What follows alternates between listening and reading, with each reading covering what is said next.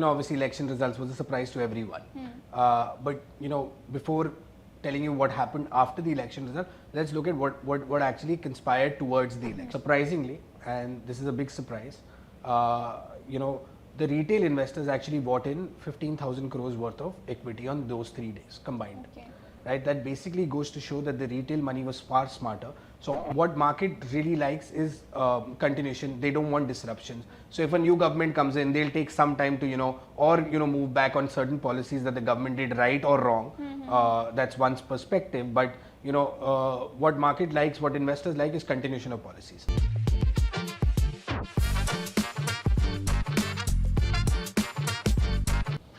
Welcome to the yet another episode of Cut the Noise, where we break down the complex topics in a very simple manner. And today we are talking about a very interesting topic, which is election and its result.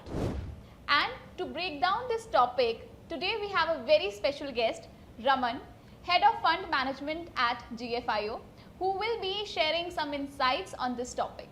So Raman, thank you so much for joining in. Thank you for having me. So Raman, I am starting with my first question. How people reacted post-election results? Can you give a brief on this? Obviously election results was a surprise to everyone. But before telling you what happened after the election result, let's look at what actually conspired towards the election, right? So there are 3 dates: 3rd, 4th, and 5th June. Okay. So on 3rd June, when the exit polls etc. came out, it was considered that and the exit polls were all towards one thing, that NDA government is coming in and with approximately 350 to 370 odd seats, and the India alliance will obviously falter in terms of doing any kind of making any inroads, right? So, but on 4th of June, and that's when the market rallied around about 3.5% on that day. So that's 3rd of June. On 4th of June, when the results actually started coming in, so it was pretty evident in the morning itself that the India alliance has done far better than what the exit polls were suggesting. What came as a bigger shock was the fact that the BJP government in standalone basis were not even coming to 272 seats. So they finally ended up around 243 seats. So at the end of the day, this was a big shock for the market, and that's when the market went down by around about 5.5-6% on that day. But then the next day it was quite certain, with the number of seats that they had, and with the alliances with TDP and JDU, they will form the government and Modi ji will become the Prime Minister again. The market rallied again 3% up. So if you remember my last video, when we had said that one should not react to these kind of news, and one should be sitting on the sidelines more or less and not reacting to everyday news. So this exactly proves that reacting on a daily basis doesn't really help you, because one day you'll hear something else and the other day the volatility only helps you to touch your stop losses rather than anything else. How the public reacted, and this is actually very, very interesting. On June, combining these 3 days, the foreign investors actually sold in the market worth around about 12,500 crores. Surprisingly, and this is a big surprise, the retail investors actually bought in 15,000 crores worth of equity on those 3 days combined. Okay. Right, that basically goes to show that the retail money was far smarter. So on the particular day of 4th June, when the markets were going down, retail investors invested close to around about 21,000 odd crores. So if you look at it from that perspective, while we say the institutions, the bigger players in the market are the smart money, but in this case retail was actually the smarter one, and they played the market absolutely perfectly. And post that, post the election results came out, once the government is getting formed, it is pretty clear the markets have actually gone up and now touched new highs. So I believe that overall the results were as expected, while the seat count was much lower. But how stock market is entirely dependent on NDA's win? Why is it so? So it's more about continuation of policies, right? Okay. What market really likes is continuation. They don't want disruptions. So if a new government comes in, they'll take some time to move back on certain policies that the government did right or wrong. That's one's perspective. But what market likes, what investors like, is continuation of policies. Okay. And a similar kind of policy framework that will continue.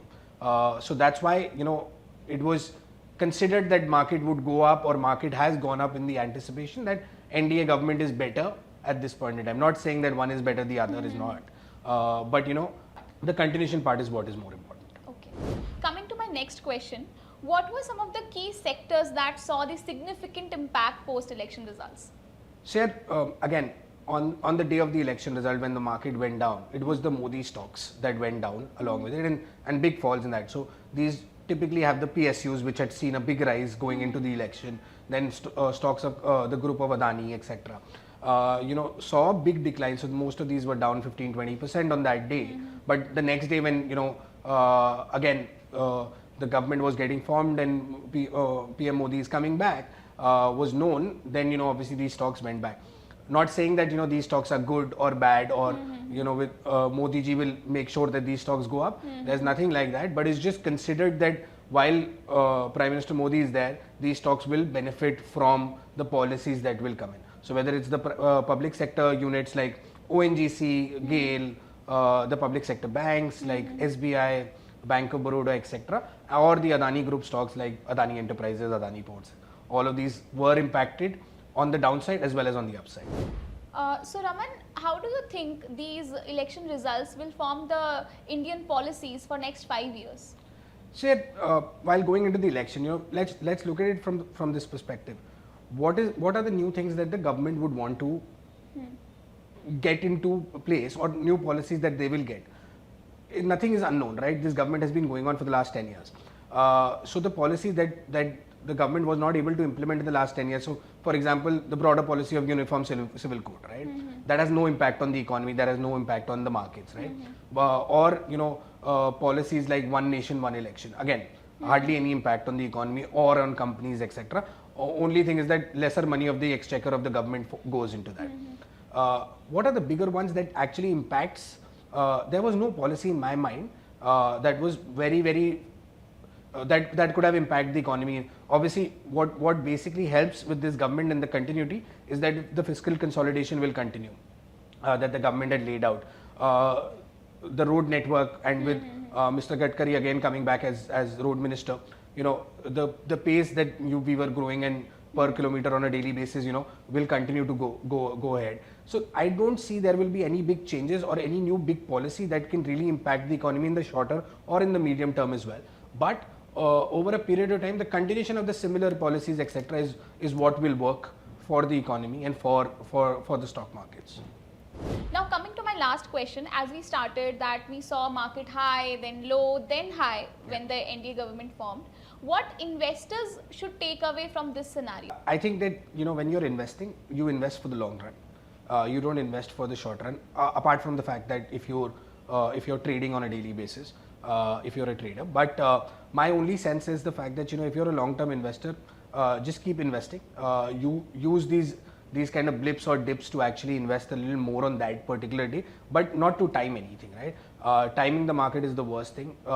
If you look at it from a perspective that if you're a long-term investor, you should be able to make anywhere between 12 to 15% per annum in an equity, this thing, and you should continue the way you are investing, continue doing your SIPs, continue doing small investments, continue investing, and have a balanced portfolio as well. Not only equity, not all your money should be in one basket of equity. Do some fixed incomes, etc. Investments as well. So one should have an asset allocation. One should have a diversified portfolio, but continue investing. Whatever surpluses that you can generate and invest over the longer period of time, that will benefit you, right? So that was it, guys. Thank you so much, Raman, for joining in us today. And with that, guys, if you have any feedback, suggestions or take on this particular topic, write it down in the comment box below. We'll see you in the next video with yet another new guest, new topic and lots of information. Till then, like this video, subscribe to our channel. We'll see you in the next video. Till then, get a grip on your money and go beyond.